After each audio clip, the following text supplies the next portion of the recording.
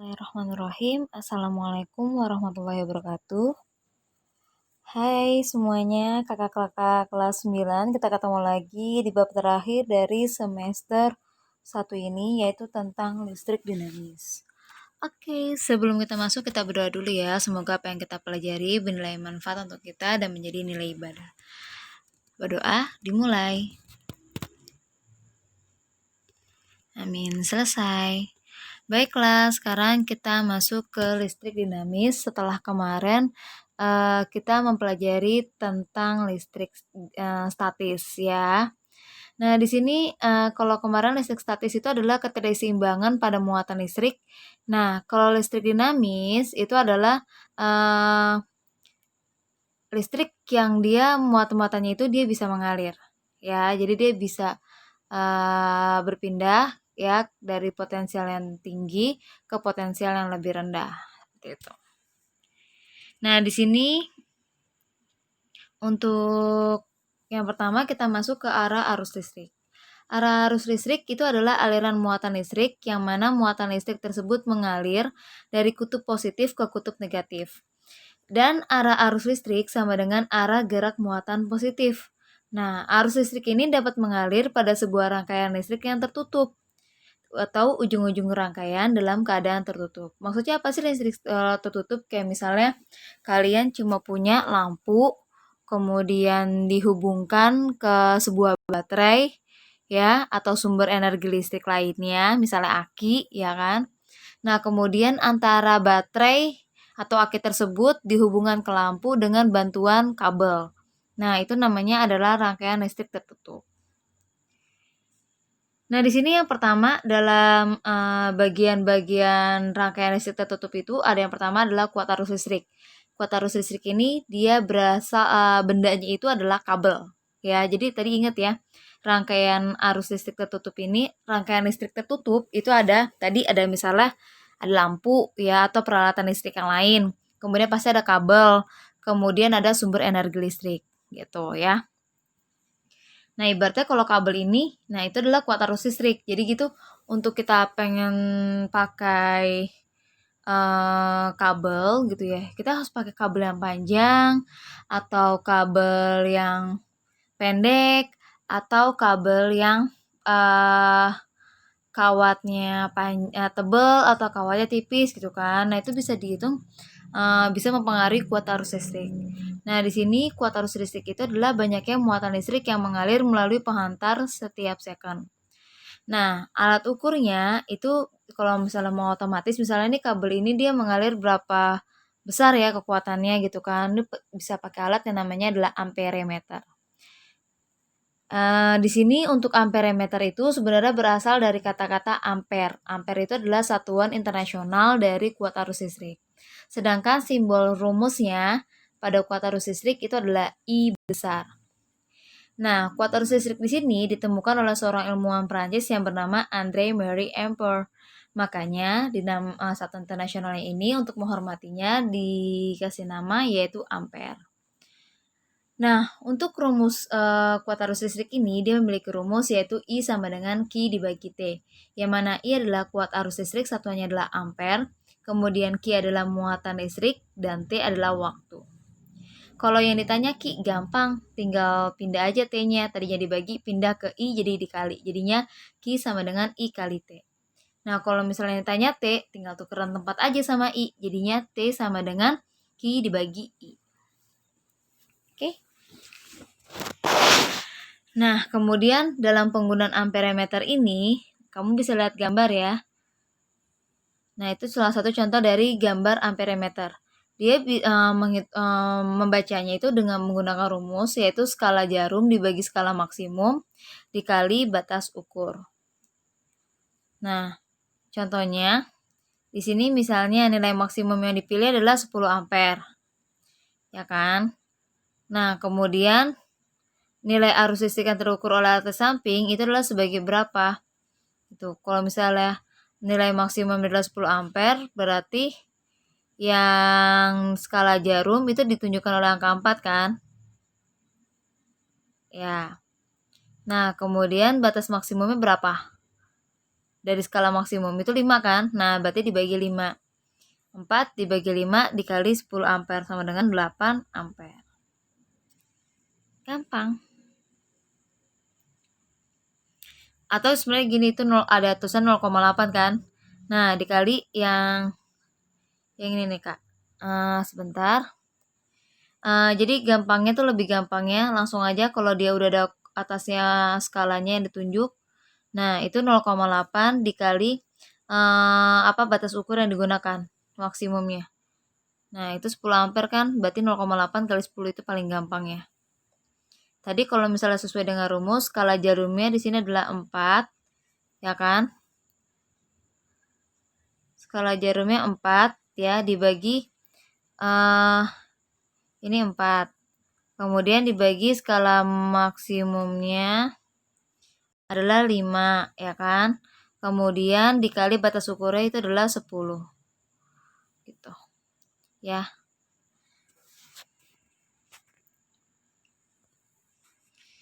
Oke. Kita next. Nah, sekarang kita masuk ke beda potensial. Nah, di sini beda potensial itu adalah besarnya energi listrik yang diperlukan oleh setiap muatan listrik yang mengalir antar ujung-ujung penghantar. Nah, nama lain dari beda potensial itu adalah tegangan listrik. Alat pengukur disebut juga voltmeter yang diukur secara paralel dengan simbol fisikanya adalah V besar dan satuannya adalah volt. Nah, sebenarnya kita udah belajar loh tentang beda potensial ini pada listrik statis. Nah, ditemukan oleh seorang ilmuwan bernama Alessandro Volta, makanya satuannya itu diambil dari nama penemunya. Next, kita ke hukum Ohm. Nah, di sini untuk hukum Ohm ini ya didasari dari sebuah hambatan atau resistansi. Nah, jadi kita harus tahu dulu hambatan atau resistansi itu apa sih? Nah, itu adalah sifat-sifat yang menentukan jumlah arus listrik yang akan mengalir. Hal ini juga didefinisikan sebagai rasio perbandingan antara beda potensial listrik dengan kuat arus listrik. Nah, dalam hambatan listrik di sini ya, kalau tadi nih, lupa. Tadi kan kalau misalnya kuat arus itu ibaratnya adalah kabel, ya kan? Emang dia itu adanya pada kabel. Nah, kemudian kalau beda potensial atau tegangan listrik itu pada sumber energi listriknya. Ya, kayak misalnya kamu pakai apa sumber energi listriknya? Baterai atau aki, ya kan? Nah, itu seperti itu. Nah, kemudian di sini kalau hambatan yaitu adalah peralatan listrik yang kita gunakan. Itu misalnya lampu, laptop, handphone, kemudian rice cooker, kulkas, segala macamnya deh pokoknya. Nah, di sini untuk yang hambatan atau resistansi itu, jadi adalah sifat-sifat yang menentukan jumlah arus listrik yang akan mengalir. Nah, di sini untuk hambatan, dia simbolnya adalah R besar. Dengan satuannya adalah Ohm. Dia punya rumus yaitu R sama dengan V dibagi I. Sama kayak tadi, tinggal balik aja pakai rumus ini apa namanya? Kayak rumus segitiga ya. V di atas dibagi, ya kan? Nah, ini ada batasnya, di sini R, di sini I. Jadi kalau misalnya yang ditanya V, ya rumusnya tinggal yang di bawah, yaitu kalau kanan kiri berarti sejajar, dia itu dikali, kalau atas bawah dia dibagi. Nah, karena R sama I ini adalah sejajar, maka R dikali I rumusnya. Itu rumus V. V sama dengan R dikali I. Kalau misalnya yang ditanya R, nah atas bawah ingat dibagi, berarti V dibagi I, ya. Nah, kemudian kalau yang ditanya I,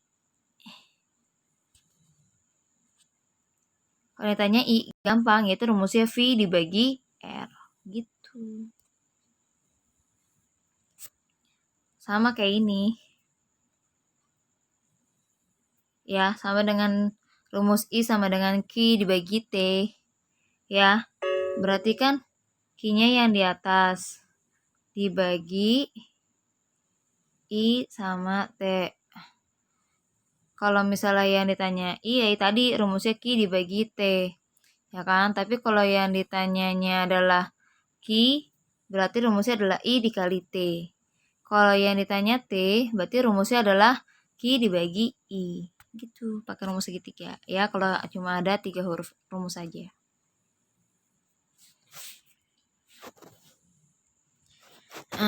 Next, kita ke rangkaian.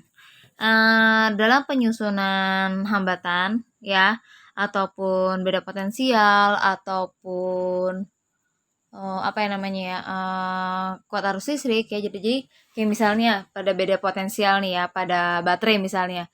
Kita pakai berapa baterai nih? Oh, 3 baterai. Nah, 3 baterainya ini gimana disusunnya? Apakah bertingkat atau ke samping gitu kan, sejajar. Nah, kalau misalnya kalian disusunnya secara ke samping, itu namanya adalah seri. Tapi kalau disusunnya secara ke bawah, berarti namanya paralel. Jadi kalau seri itu adalah rangkaian yang disusun secara sejajar ya. Sedangkan kalau misalnya rangkaian paralel itu tersusun secara bertingkat. Nah, ini sejajar nih contohnya nih. Ya, ini letaknya sejajar kan? Contohnya ini ada 3 hambatan. Ya kan? Nah, disusunnya secara sejajar, berarti dia adalah hambatan seri. Tapi kalau misalnya dia kayak gini, disusunnya secara bertingkat, tuh, hambatannya susunnya bertingkat, berarti dia adalah paralel. Untuk dalam rumusnya, untuk rangkaian seri, nah itu beda-beda antara untuk misalnya tadi hambatannya ada 3, hambatannya itu disusunnya secara sejajar, berarti kan hambatannya secara seri kan. Misalnya hambatannya itu adalah lampu, nah disusunnya secara seri, maka dia menggunakan rumusnya adalah RS sama dengan R1 ditambah R2 ditambah R3. Ingat kalau disusunnya secara sejajar ya, 3 lampu tersebut. Nah, kemudian kalau misalnya kabel pada rangkaian seri itu sama aja. Jadi pada kuat arus pertama dengan kuat arus kedua dengan kuat arus ketiga itu sama aja dengan arus yang masuk ataupun arus yang keluar. Nah, sedangkan untuk beda potensialnya dia itu dijumlahin. Jadi beda potensial yang pertama berapa volt ditambah berapa volt ditambah berapa volt itu adalah apa namanya, beda potensial atau tegangan listrik totalnya. Nah, sedangkan kalau misalnya secara seri, untuk yang hambatannya, dia punya rumus 1 per R1 ditambah 1 per R2 ditambah 1 per R3. Nah, sedangkan kalau untuk yang arus masuknya, dia itu I1 ditambah I2 ditambah I3. Nah, sedangkan kalau misalnya untuk V totalnya ya, beda potensial totalnya itu adalah V1 sama dengan V2 sama dengan V3. Jadi sama aja. Oke, ingat baik-baik ya. Nah, next kita ke hambatan jenis. Nah, hambatan jenis ini dia itu untuk mengetahui besar hambatan jenis. Tapi sebenarnya udah dihitung sih berapa hasilnya. Tapi yang kalau misalnya belum ada, kamu harus ngitung pakai rumus R sama dengan rho dikali L dibagi A ya. Nah, R adalah hambatan, rho adalah hambatan jenis ya. Kemudian L adalah panjang kawat dan A adalah luas penampang kawat. Nah, ini menggunakan rumus ini kalau belum diketahui. Kalau sudah diketahui, nah ini seperti pada tabel nih. Nah, seperti perak, dia hambatan jenisnya adalah 1,59 kali 10 pangkat min 8. Atau karbon, ya, dia 3 sampai 60 kali 10 pangkat min 5 gitu. Atau kaca 10 pangkat 9 sampai 10 pangkat 12. Nah, di sini buat apa sih hambatan jenis itu? Jadi hambatan jenis ini untuk mengetahui sifat dari hambatan atau resistansi tersebut. Nah, jadi apakah dia daya hantarnya besar atau daya kuat gitu ya, atau daya hantarnya lemah. Kalau daya hantarnya kuat, nah itu dia masuk ke dalam golongan konduktor. Tapi kalau yang daya hantarnya lemah, ya bahkan bisa tidak sama sekali, nah itu masuk ke kalau lemah adalah semikonduktor, kalau nggak bisa sama sekali dalam daya hantar itu adalah isolator. Seperti itu ya. Nah, ini nilai-nilainya sudah diketahui nih untuk beberapa ini. Kayak konduktor tuh ada Sudah diketahui peraknya, tembaga, emas, aluminium, tungsten, besi, platina, raksa, nikrom ya. Semikonduktor ada karbon, germanium, silikon. Isolator ada kaca dan karet keras. Oke. Next yang terakhir adalah hukum Kirchhoff. Nah, ini ditemukan oleh si seorang ilmuwan namanya G.R. Kirchhoff. Nah, bunyi hukum Kirchhoff pertama ini, hukum Kirchhoff ini sebenarnya adalah hukum dari kuat arus listrik ya. Nah, dia berbunyi pada setiap titik persambungan jumlah seluruh arus yang masuk persambungan sama dengan jumlah seluruh arus yang meninggalkan persambungan. Dengan kata lain, arus masuk sama dengan arus yang keluar. Contohnya nih, digambarkan. Misalnya, ini ada arus yang masuk. Ya kan, ada arus yang masuk. Nah, kemudian dia terbagi menjadi 3 cabang. Ya kan?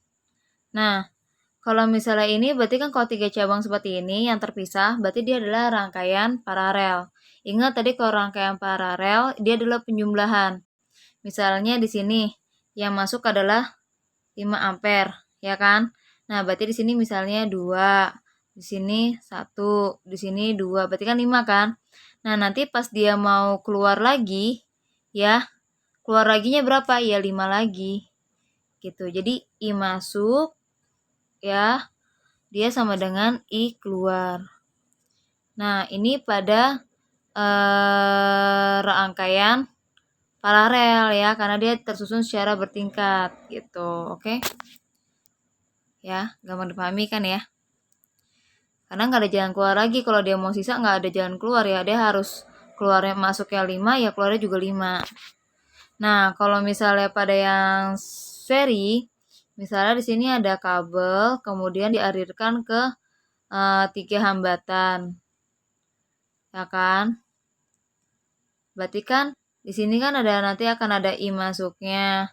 Kemudian di sini ada arus yang pada hambatan pertama, arus pada hambatan kedua, harus pada hambatan ketiga gitu kan. Nah, ini berarti I masuknya berapa? 6. Ya udah di sini berarti juga 6. Ini juga 6, ini juga 6, ya keluarnya juga 6. Kenapa? Karena dia tersusun secara seri sejajar. Ingat tadi kita udah belajar kalau misalnya arus listrik dia tersusun secara seri, ya, berarti dia adalah kalau secara seri berarti arus listriknya dihitung secara sama semua. Ya, I masuk sama dengan I1 sama dengan I2 sama dengan I3 sama dengan I keluar. Jadi kita udah pelajarin di sini nih. Di rangkaian listrik. Nah, tuh ya. Nah, kalau tersusunnya secara seri berarti semuanya sama aja. Ya. I masuk sama dengan I keluar. Berarti I masuknya sama dengan I1 sama dengan I2 sama dengan I3. I masuknya berapa? 6. Berarti I3-nya juga 6 gitu. Nah, kalau misalnya secara paralel, baru deh dia dijumlahkan. Ya, I masuk sama dengan I keluar. I masuk sama dengan I1 ditambah I2 ditambah I3. Oke. Selesai. Nanti kita lanjut lagi ya. Untuk pertemuan selanjutnya kita masuk ke contoh soal. Oke, semoga dapat dipahami dan dapat dimengerti. Silakan dicatat. Semoga apa yang kalian pelajari bernilai manfaat untuk kalian. Alhamdulillahirrabbilalamin. Terima kasih. Dadah. Assalamualaikum.